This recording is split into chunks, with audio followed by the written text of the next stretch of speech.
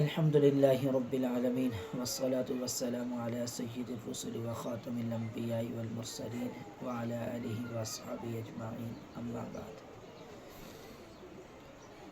معزز سامعین و ناظرین، رمضان المبارک کی آمد ہے۔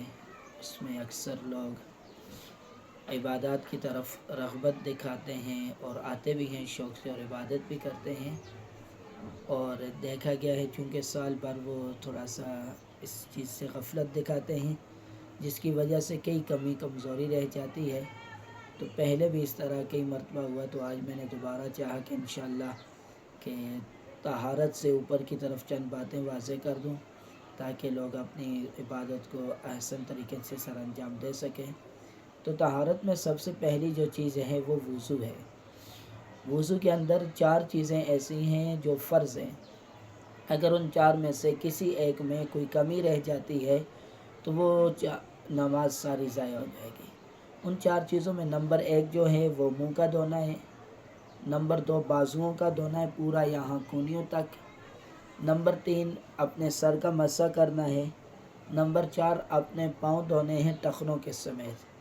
یہ 4 چیزیں وضو میں ایسی ہیں کہ اگر ان 4 چیزوں میں سے کوئی ایک چیز بھی کسی بھی طرح رہ گئی تو اس کا وضو نہیں ہوگا، اور ایک چیز کیا بلکہ ایک بال برابر جگہ رہ گئی تو اس کا وضو نہیں ہوگا۔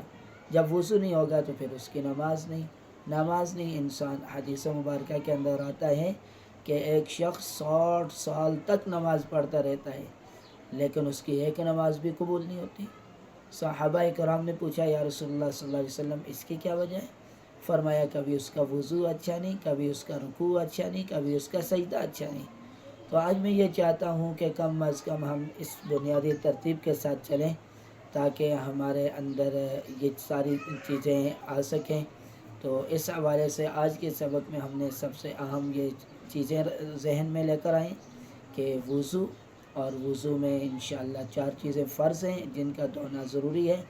آئندہ انشاءاللہ جب بھی ہماری ملاقات ہوگی تو وضو کی مکمل ترتیب انشاءاللہ اس میں بیان کر دیں گے۔ جزاک اللہ خیرہ۔